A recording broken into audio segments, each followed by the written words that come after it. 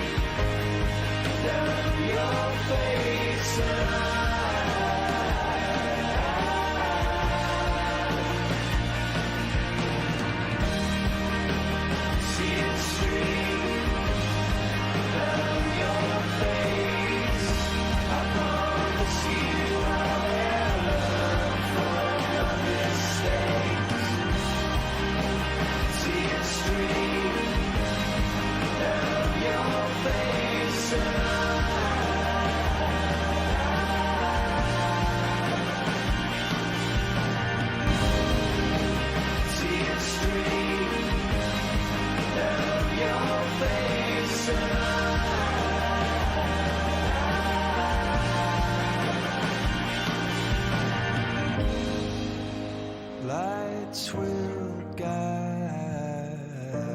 you home, and I will try to fix you. 어미곰과 새끼곰 한 마리가 눈 덮인 절벽을 오를 때에 혹독하게 새끼를 훈련하는 모습을 보셨습니다. 우리가 그 내용을 그렇게 해석을 하는데 정확하게는 모르지만은 어쨌든 장면에서 확실한 것은 어미곰이 새끼곰을 업어서 데려가지도 않았습니다. 뒤에서 밀어주지도 않았고 끌어주지도 않았고 너가 직접 와라 라고 하는 거였고요.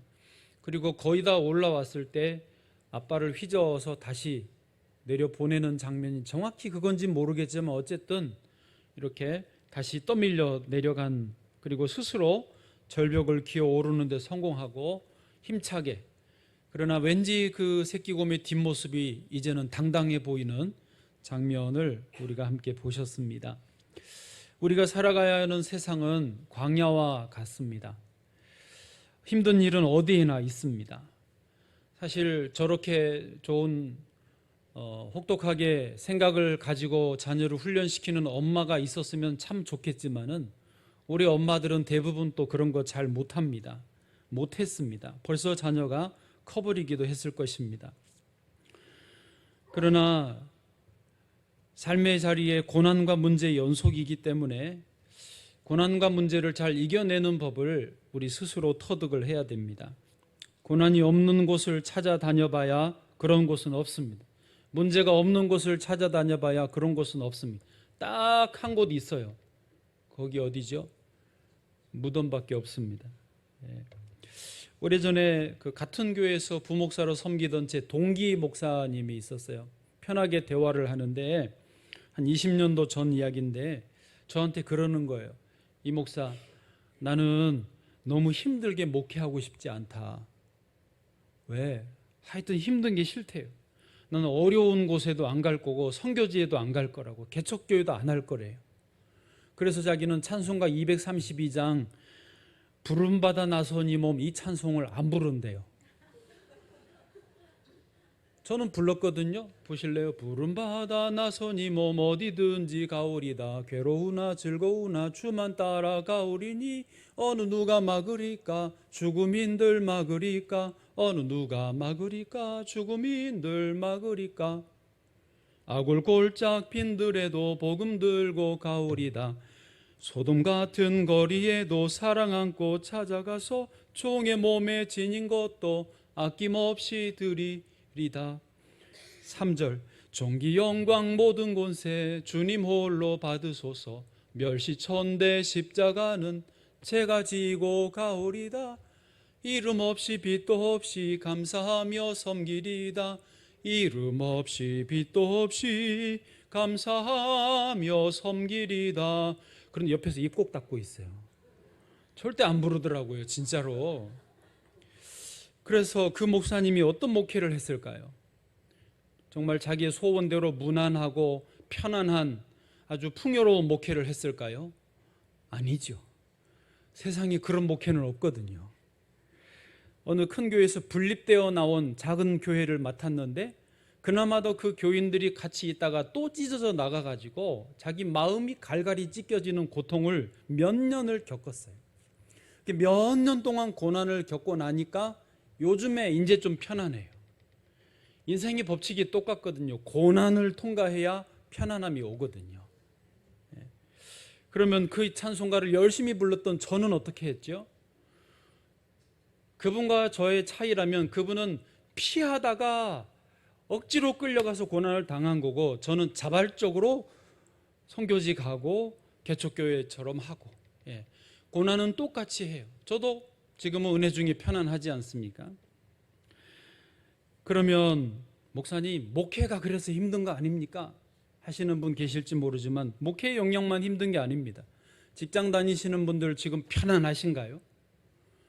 제가 알기로 우리 집사님들 직장 다니시는 분들 이야기 들어보면 아우 얼마나 힘든지 모른다는 거예요.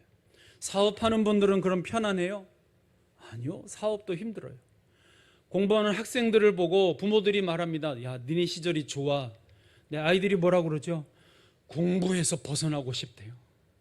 다 힘들어요. 그러니까 고난이나 문제를 피하려고 하는 것은 좋은 선택이 아니고요. 그럴 수도 없고, 오히려 고난과 문제를 어떻게 감당할 수 있을지 잘 준비하는 게 필요한 태도입니다. 그러니까 수능을 치러야 하는 학생이 수능아 오지 마라 그런다고 안 옵니까? 수능을 잘 준비하는 게 적절한 태도이듯이 하나님의 사람들은 이 땅을 살아가는 동안 고난과 문제를 어떻게 잘 감당할까, 이 준비를 잘하는 것이 좋은 태도인 줄로 믿습니다. 그러면 고난과 문제를 잘 준비하는 것은 뭐냐? 그게 오늘 말씀의 제목인데요. 말씀 묵상을 하는 겁니다. 아멘. 말씀을 묵상하는 것은 우리 신앙생활의 기본 중의 기본이고요. 아주 본질적인 거예요. 사람들이 그러잖아요. 위기가 오면 본질을 붙들으라고, 기본기에 충실하라고. 그게 이 말씀을 묵상하는 거예요. 시편이 150편인데 그중에 1편의 1절이 이렇게 말하고 있습니다. 보시면요, 복 있는 사람은 어떤 사람이냐, 너무 잘 아시죠? 악인들의 길을 따르지 않고 죄인들의 길에 서지 않고 오만한 자들이 자리에 앉지 않고, 그런데 복이 없다라는 거예요. 그럼 어디에 복이 있냐? 2절에 오직 여호와의 율법을 즐거워하고 그 율법을 주야로 묵상하는 사람이 복이 있는 사람이라는 거예요. 3절에 가니까요, 그 사람은 비유로 시냇가에 심은 나무가 철을 따라 열매를 맺고 잎사귀가 마르지 아니함 같으니 그가 하는 모든 일이 다 형통하리로다. 아멘. 여러분, 그 시냇가에 심겨졌지만 그에게 풍파가 안 온다는 게 아니지 않습니까? 와도 잎사귀가 마르지 않고 철을 따라 열매를 맺는 형통함이 있다라는 거죠. 누구에게요? 말씀을 묵상하는 사람에게. 말씀을 묵상하는 사람이 복 있는 사람이라고 성경은 우리에게 분명히 알려주고 있습니다. 그래서 본질이, 신앙의 본질이 말씀 따라가는 겁니다. 이번에 우리가 여러분 주보에 이 태신자 작전 카드가 있죠? 오늘 지금 작성하세요. 설교 들으시면서 작성하셔도 괜찮아요. 오늘 가기 전에 나가실 때 저기다가 내고 가시면 되는데, 태신자 작정을 하면 많은 분들이 힘들어 하세요. 저도 잘 압니다. 쓸 사람이 없고 태신자를 작정한들 교회 나오기가 쉽지 않을 것 같고, 교회 나오라고 말하기도 어렵고, 아니 그 말은 고사하고 나 교회 다닌다고 말도 잘 못하겠고, 그런데 어떻게 예수 믿으라고 말하겠어요? 그런데요, 여러분, 주님이 분명히 말씀에서 명령하셨어요. 영혼을 구원하여서 제자 삼으라고. 이 시대가 교회 다닌 사람들을 부정적으로 보고 그리스도인들, 목회자들을 안 좋게 평가하는 이 상황이 부담스럽긴 하지만, 여러분, 그러면 어떻게 해요? 그러면 부담스러우니까 하지 마요? 귀찮고 번거롭고 사람들이 싫어하는데 꼭 교회 다니라고 전도해야 되냐고 하지 마요? 질문을 해봐야 됩니다. 무엇이 옳은 길인가? 아니, 뭐가 더 부담이 없는 길이냐, 뭐가 더 편리한 길이냐, 뭐가 더 사람들이 좋아할 길이냐, 이거를 묻지 말고 무엇이 옳은 길이냐, 무엇이 주님이 원하시는 길이냐를 물어야 됩니다. 성경의 주님은요, 분명히 땅끝까지 복음을 전하라, 제자를 삼으라라고 말씀하셨어요. 그게 주님의 말씀이면 거기에 순종해야죠. 디모데후서 4장 2절도 사도 바울이 그렇게 말합니다. 같이요, 시작. 너는 말씀을 전파하라. 때를 얻든지 못 얻든지 항상 힘쓰라. 범사의 오래 참음과 가르침으로 경책하며 경계하며 권하라. 아멘. 여러분 잘 생각해 보면요, 세상 사람들이 교회에 대해서, 교회 다니는 사람들, 목회자에 대해서 부정적으로 보는 이유가 뭐예요? 자기들이 볼 때 교회와 교인들이 말씀대로 안 사는 거예요. 이 말 이해되세요? 말씀을 아멘은 해놓고 살기는 세상 사람들하고 똑같이, 자기들하고 똑같이 사는 거예요. 그래서 부정적으로 보는 거예요. 그래서 우습게 여기는 거예요. 그래서 이것을 돌파하는 방법은요, 전공법밖에 없어요. 우리가 힘들어도 말씀대로 가는 거예요. 힘들어도 말씀 따라 사는 거예요. 그러니까 편한 길 말고 옳은 길을 가는 거죠. 그러면 세상 사람들이 다시 교회를 제대로 평가해 줄 수 있는 거죠. 사실 전도가 뭐 옛날에는 쉬웠습니까? 아니잖아요. 초기 교회 시절에는 박해, 예수 믿으면 순교를 당했습니다. 지금은 예수 믿는다고 경찰에서 안 잡아가요. 감옥에 안 들어가요. 너무너무 쉬워요. 어찌 보면 너무 쉬워요. 말씀대로 가면 되는 것입니다. 여러분, 말씀을 제대로 따라가는 것, 제대로 믿는 것이 내적으로 우리 영혼이 만족할 수 있는 길입니다. 외적으로 사람들의 시각도 좋아질 수 있는 지름길인 줄로 믿습니다. 오늘 본문은 사사시대를 설명하고 있는데요, 6절 말씀이 제 가슴을 좀 쳤습니다. 여기서 제가 벗어나지를 못하고 결국 오늘 본문으로 정했는데, 사사기 17장 6절인데요 한번 같이 읽어보겠습니다. 시작. 그때는 이스라엘에 왕이 없으므로 사람마다 자기 소견에 옳은 대로 행하였더라. 아멘.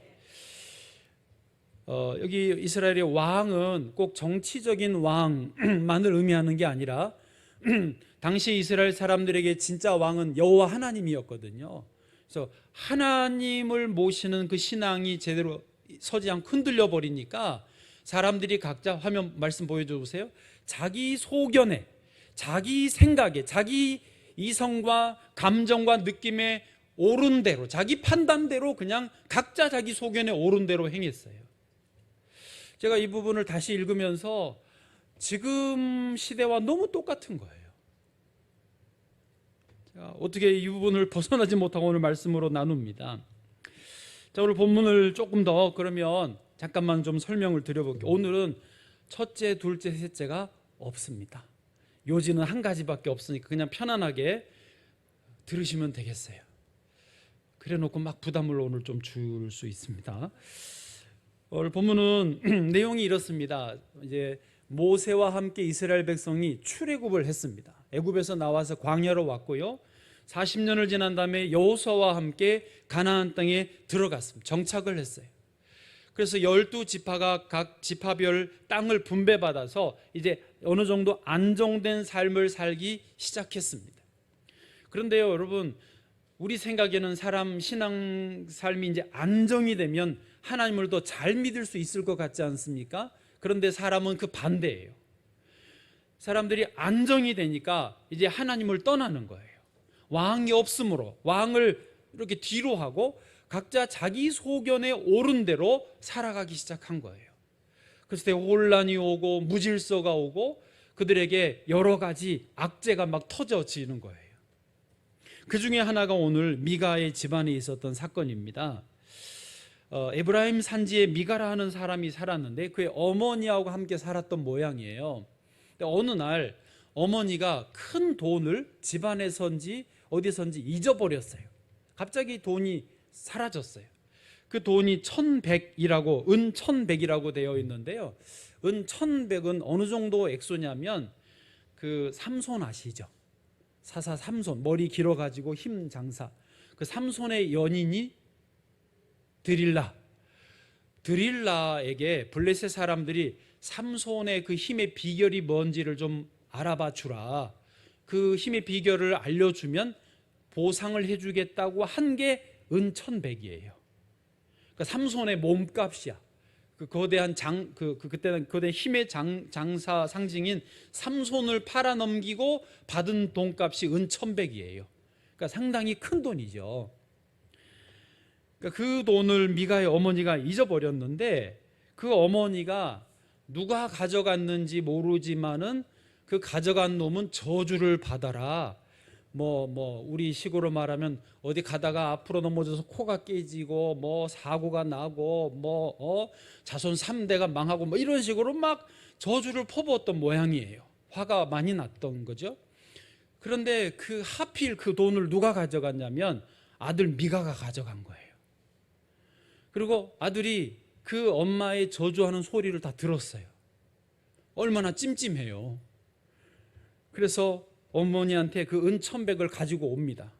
사실은 어머니가 저주를 퍼부었는데 그 돈 내가 가져갔어요. 여기 있어요. 받으세요 하고 돌려준 거예요. 그러니까 이제는 어머니가 찜찜해졌습니다. 자기가 퍼부은 저주를 누가 받게 생겼어요? 사랑하는 아들 미가가 받게 생겼잖아요. 그래서 그 어머니가 뭐라고 그러냐면 2절 끝에 보면 얼른 말을 바꿔요. 그의 어머니가 이르되 내 아들이 여호와께 복받기를 원하노라. 할렐루야. 여러분 사사기를 보면은요 어이가 없어요. 한심해요. 막 저주를 퍼부었다가 자기 아들이니까 얼른 말 바꾸고 막 바꿔요. 그러니까 여러분 여호와께 복받기를 원한다라고 하는 걸 보면 사사시대의 사람들이 자기 소견에 옳은 대로 막 행하면서도 그렇게 하는 것의 목적이 뭐냐? 복받고 싶은 거였어요. 그런데 그 다음에 보시면 어머니가 저주의 말을 축복의 말로 바꾸긴 했지만 아들이 혹시 저주를 진짜 받을까 찜찜함이 남아있어서 이제는 조금 더 조치를 취합니다. 아까 돌려받은 은 1,100 중에서 5분의 1을 떼가지고 신상을 하나 만들어요. 그리고 이것을 하나님께 거룩히 드린다라고 하고 바쳐요. 바치는데 아들 미가한테 줘요. 너가 어떻게 해봐라. 그러니까 아들 미가가 이 신상을 받아가지고 자기 집에 신당을 만들고, 그러니까 그런 신상을 모실 수 있는 그런 공간을 만들고 거기다 신상을 안치를 해요. 뭔가 좀 부족한 것 같으니까 에봇을 지어요. 제사장이 입는 옷이거든요. 그리고 드라빔을 또 하나 만들어서 그 옆에 놔요. 드라빔은 요만한 그 또 우상 모양의 형상입니다. 그래가지고 미가가 자기 아들 중에 한 명을 그 에봇을 입혀가지고 너가 제사장 해. 그래가지고 제사장으로 삼아요. 원래 제사장은 어느 종족 지파만 되죠? 레위 지파만 되는데 미가가 지 아들 중에 한 명을 제사장 만들어요. 그리고 이것도 찜찜하니까 나중에 레위 지파 한 명이 어떻게 흘러 들어왔어요. 그 사람 붙잡아가지고 제사장으로 만듭니다. 완전히 개판이에요. 이런 모습을 보고 이 사사기의 저자가 기록을 하시는 분이 6절에서 이제 그렇게 쓴 거예요. 6절을 이제 다시 봐보시면 시작. 그때에는 이스라엘의 왕이 없으므로 사람마다 자기 소견에 옳은 대로 행하였더라. 아멘. 이랬던 것이었던 것입니다. 그런데요, 여러분 미가의 엄마가 미가 아들이 저주를 안 받고 복을 받기를 원해서 어쨌든 소견에 옳은 대로 했고 미가 본인도 복을 받고 싶어서 신당에 신상을 모시고 에봇과 드라빔 제사장까지 모셨지만은 정말로 복을 받았을까요? 뒤에 보면은요 미가의 집이 좀 망해버립니다. 그 신당에 모셨던 모든 신상 에봇 드라빔 제사장까지 다 단지파가 600명이 몰려와가지고 힘으로 제 앞에서 뺏어가 버려요. 미가가 동네 사람들 모아가지고 왜 우리 걸 뺏어가냐고 이런 법이 어디 있냐고 쫓아갔더니 단지파 600명이 말도 안 하고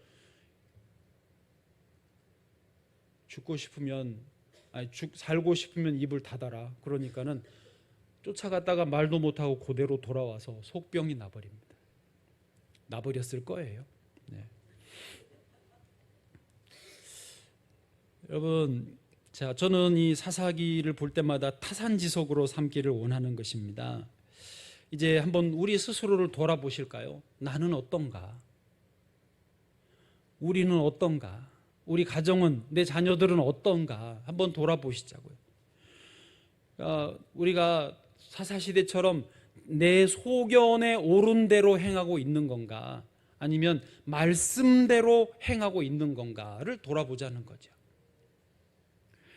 제가 목사로서 우리 성도님들을 다는 모르지만은 그냥 직간접적으로 관찰한 바로는 많은 분들이 교회는 다니고 예배는 드리고 예수는 믿지만은 사사시대처럼 자기 소견에 옳은 대로 행하는 것으로 보여집니다.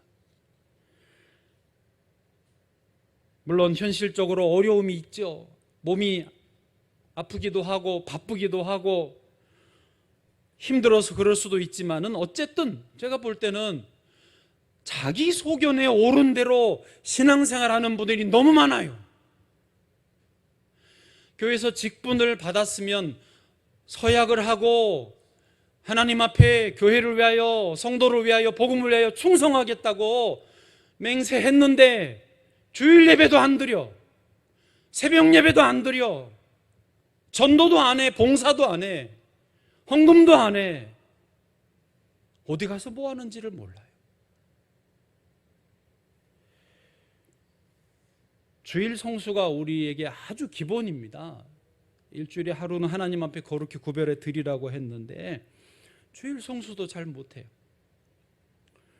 뭐 서로 사랑하라, 원수를 사랑하라, 이거는 바라지도 못해. 청년들도 청년의 때 막 신앙이 불처럼 타올라야 되는데 청년의 주일 예배를 잘 안 드리는 분들도 많아요. 열심히 하는 분들도 많지만 그리스도인 청년으로서 신앙생활이 제대로 불이 붙지를 못하는 거예요. 물론 지금 너무 바빠요. 지금 직장도 아직 못 잡았어요. 너무 사는 게 힘들어요. 정신이 없어요. 이 문제 해결되면은 열심히 할게요. 그 마음은 너무 감사한데 여러분, 인생이 그 문제 끝나면 평안해집니까? 아니요. 사람이 안정이 되면 더 사사시대로 간다니까요. 다윗은 항상 전쟁터에서 지냈습니다. 전쟁터에 살다 보니까 한 번 잘못 판단하면 자기 목숨이 날아가는 거예요. 자기만 아니라 부하들의 생명도 항상 위태로운 거예요. 그래서 다윗은 늘 깨어 있으면서 다윗이 잘한 게 뭐냐면 이런 선택과 결정의 시간에 항상 하나님 앞에 나아온 거예요. 항상 하나님께 기도하고 주의 뜻이 무엇인지를 여쭈었다라고 하는 거죠. 이게 너무너무 잘한 거예요. 다윗은 절대 자기 소견에 옳은 대로 하지 않았어요. 아니, 자기 소견에 옳은 대로 할 수 없었어요. 왜냐? 전쟁 중에 있기 때문에. 생명이 경각간에 달려있는데 내 소견대로 했다가 망하거든요. 오히려 전쟁터에 있었기 때문에 하나님께 더 기도하고 매달렸던 것이죠. 그래서 다윗은 자기도 살고 부하들도 살고 가족들도 살고, 그리고 싸움에 늘 승리만 하는 용맹한 전사의 이미지가 아니라 하나님께 늘 묻다 보니까 덕을 끼치는 거예요. 전리품을 받으면 하나님께 드리고, 또 전리품 받으면 이웃들에게 나누어 주고 베풀고 하니까 하나님이 이스라엘의 왕으로 세우고 이스라엘의 별로 세워주신 것입니다. 할렐루야. 자기 소견에 오른다면 복을 못 받아요. 그러나 하나님 말씀을 묵상하고 따라가면은요, 형통한 자가 되고 시냇가에 심겨진 나무처럼 열매를 맺게 되어주는 줄로 믿습니다. 그러면 우리가 다윗처럼 살 수 있는 비결이 뭡니까? 아까 말씀드린 대로 하나님의 말씀을 매일매일 묵상하는 것입니다. 어떤 다른 비법이 아니에요. 다윗이 무슨 대단한 사람이 아니고 그는 매일 하나님 앞에 나와서 예배하고 말씀 붙들었습니다. 저는 요즘에 매일 성경을 한 장을 읽고 그 말씀을 묵상하고요, 잠깐 동안, 그리고 그것을 매일 기록을 하고 있습니다. 제가 이제 한 3개월 해서 드디어 이제 이렇게 노트를 보여드리는데, 제가 이게 하면서 너무 좋아가지고 설교 중에도 벌써 한 2-3번 이야기를 했습니다. 개인적으로 대화하거나 상담하는 분에게는 이거를 권면하고 있습니다. 청년들에게도 제가 이제 마태복음은 혼자 했고 요한복음은 몇 사람 같이 하자고 그래가지고 목요일 아침에 새벽 예배 끝나고 6시 40분, 50분쯤에 근처 카페에 앉아가지고 한 주 동안 각각이 매일매일 묵상한 그 요한복음 말씀을 나누었어요. 말씀 나눔을 매주 새벽에 했어요. 그럼 요한복음도 끝나고 이제 8월 들어오면서 누가복음을 시작합니다. 근데 해보니까 제가 너무 좋아요. 여러분, 전도를 못하는 이유가 뭐냐면 내 안에 예수님 모시고 사는 게 너무 좋으면 예수님을 자동으로 말하게 되거든요. 제가 예수님 말씀 묵상하는 신앙일기 써보면 너무 좋으니까 저도 입만 열면 신앙일기 쓰라고 그래요. 내가 해서 좋은, 내 안에 있으니까 말하는 거예요. 전도 왜 못한다고요? 안에 예수님이 없어요. 세상이 전도를 힘들어하고 어려워서 전도를 안 하고 못하는 게 아니라 내 안에 말씀이 없고 예수님이 없으니까 할 말이 없는 거예요. 괜히 비타민C 먹어야 좋다고 그러고 아침에는 사과가 좋다고 그러고 음식은 뭐가 좋다고, 그게 내 안에 가득하니까 그것만 나오는 거예요. 내 안에 말씀이 없으니까 말씀이 안 나오는 거예요. 내 속이 비었는데 무슨 교사를 합니까? 내 속이 비었는데 무슨 찬양을 합니까? 채워야 되는 거예요. 채우려면 매일 말씀 앞에 엎드리는 수밖에 없어요. 그런데 이게 많은 시간을 요구하는 건 아닙니다. 제가 해보면 한 10분이면 돼요. 그냥 아침에 기상시간 5시, 5시 반까지 운동, 씻고 새벽 예배, 그리고 저기 걸어가서 김밥 먹고 오고, 저는 그게 운동이에요. 또 산책. 그리고 성경 요한복음 12장 읽기, 그 중에 12절 쓰고, 그 중에 감동되는 거 몇 가지 쓰고, 그러면 10분 15분이면 끝나요. 이렇게 한 면에다 쓰기도 하고, 어떨 땐 이쪽에다 쓰기도 하고, 그냥 별거 없어. 형식도 없고 분량도 정해지지 않고 그냥 요 정도에 쓰는 거예요. 매일매일, 대신 빼먹지 않고 매일매일 쓰는 거죠. 이렇게 한 3개월을 하니까요, 저 안에 훨씬 더 여유가 생겨요. 이거는 제가 설교 준비 위해서 성경 보고 어떤 사역을 위해서 성경 읽고 그게 아니라 순수하게 제 영혼만을 위해서 하는.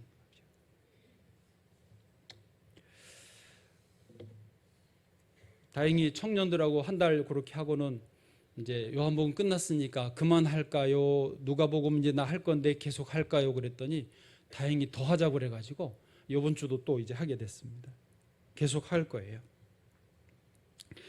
제가 누가복음을 이제 막 시작했는데 3장 앞부분을 읽다가 너무 감동이 몰려왔어요. 누가복음 3장 1절 2절 한번 보실까요? 예. 읽은 거 나눕니다. 디베료 황제가 통치한 지 15해. 그러니까 요 당시에 로마의 디베료 황제가 이제 15년 차 된 해인가 봐요. 그리고 빌라도가 유대의 총독이던 때고, 또 헤롯이 갈릴리 분봉왕이었고, 다 그 자리에 지금 높은 자리에 있어요.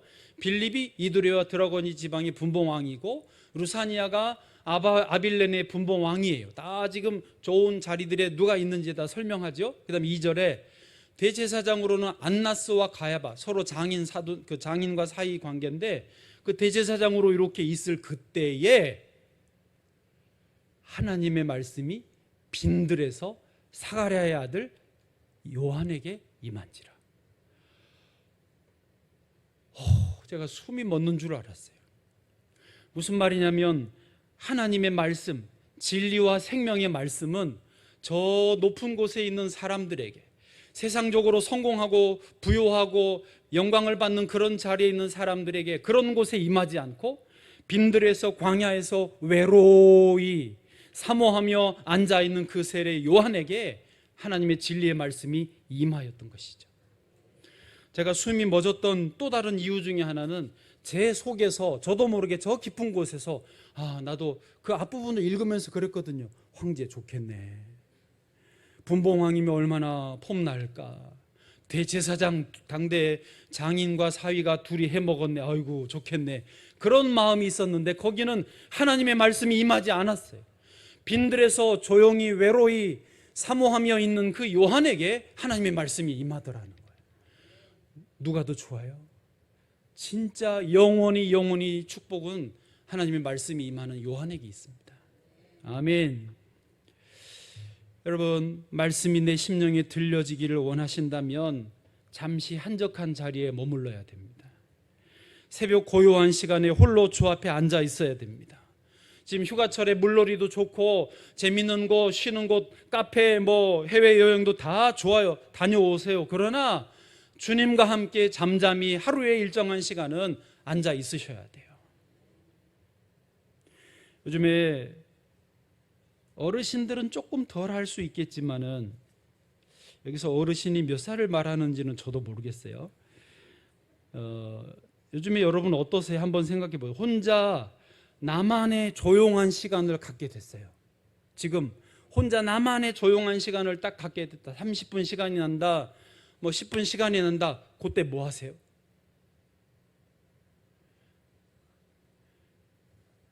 여기는 별로 다 잘하실 거예요. 그때 뭐 하세요? 뭐 하세요? 많은 분들이 스마트폰을 봅니다. 시간 난다. 좋다. 이렇게 기대고 누워가지고 스마트폰을 잡습니다. 너무너무 심각한 상황입니다.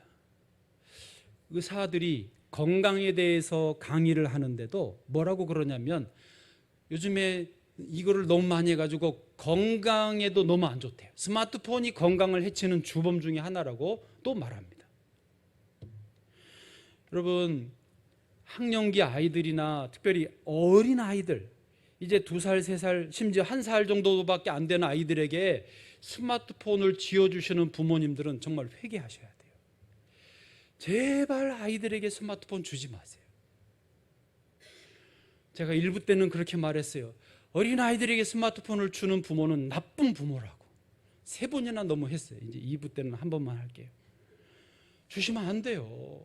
이게요, 말이 스마트폰이지, 이게 만들 때 스마트폰이라는 전제는 이거를 스스로 조절할 수 있는, 절제도 하고 관리하고 잘 활용할 수 있는 사람이 이용한다고 전제하고 만든 거예요.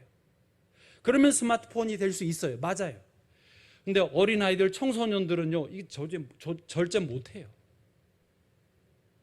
바보로 만들어버려요. 절대 주시면 안 돼요. 그러면 밥을 못 먹는데요, 밥을 못 먹어도 주지 마세요. 같이 굶어 그냥. 그러면 애 낳기 힘든데요, 그래도 낳아야지. 저는요, 스마트폰에 사탄이 역사하고 있다고 봅니다.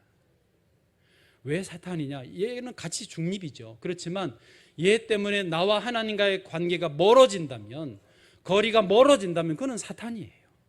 사탄이 그 뒤에 역사하는 거예요.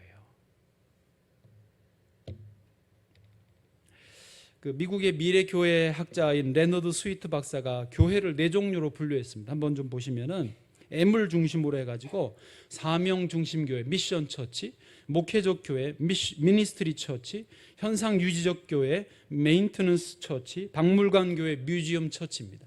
요 4단계로 가, 4번째 단계로 갈수록 최악인 거죠.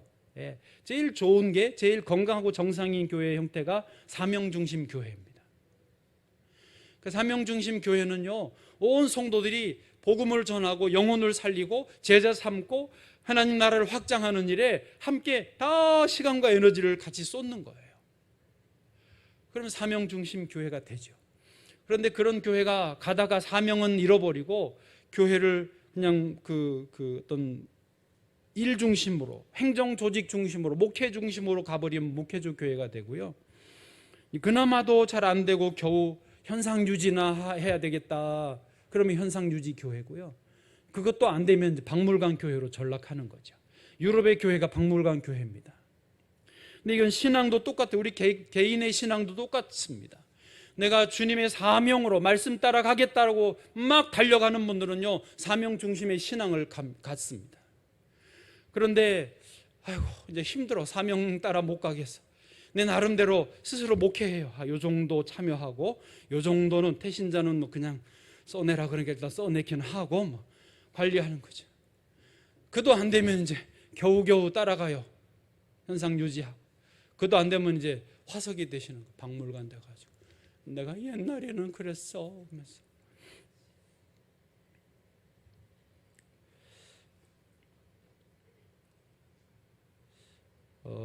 조심스럽지만은 온라인으로 예배를 드리시는 분들에게도 한번 좀 생각을 고민을 해보시라고 말씀드리고 싶습니다. 우리가 코로나 시절에는 현장 예배를 드릴 수 없었기 때문에 온라인 예배가 최선이었습니다. 그렇지만 지금은 코로나가 끝났고 현장 예배가 자유롭게 드려질 수 있기 때문에 온라인 예배는 현재는 최선이 아니고 차선입니다. 그건 분명하죠. 하나님께 드려지는 예배는 영과 진리로 드려야 되기 때문에 생명이기 때문에 최선으로 드려야 맞습니다. 그런데 뭐 지금 정말 상황이 안 돼서 나는 온라인이 나에겐 최선입니다. 그런 분들은 드리셔야 됩니다. 그런 분들은 뭐라고 그럴 수 없고, 그러나 현장에 더 최선을 다하여 나오실 수 있는데도 온라인으로 드리신다면 심각하게 고민을 하셔야 됩니다. 예배를 드리지만 예배가 아니에요. 예배를 드리지만 하나님이 난 이거 못 받겠다 사양하실 수 있어요. 제가 일부 때 너무 심하게 말해가지고 지금 부드럽게 말합니다. 혹시 상처를 드리려고 하는 건 아니고 돌아보고 제대로 하나님께 믿음 생활 하자는 거죠. 여러분, 이 세상은 혼돈의 시대입니다. 고난과 문제의 연속입니다. 이럴 때일수록 말씀을 붙들어야 돼요. 이럴 때일수록 더 제대로 신앙생활을 해야 됩니다. 어미곰이 새끼곰을 그렇게 혹독하게 훈련을 시키는 이유가 뭐냐면 자기가 살아보니까 절대 만만치 않은 거거든요.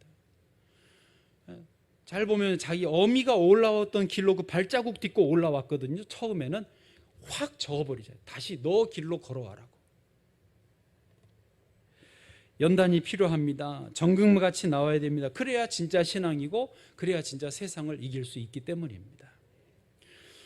저도 설교를 재밌게 좋게 하면 저도 좋아요. 오늘 직분자분들에게, 우리 청년들에게 믿음 생활, 신앙 생활 다시 제대로 하자고 말하는 수밖에 없는 이유가 있습니다.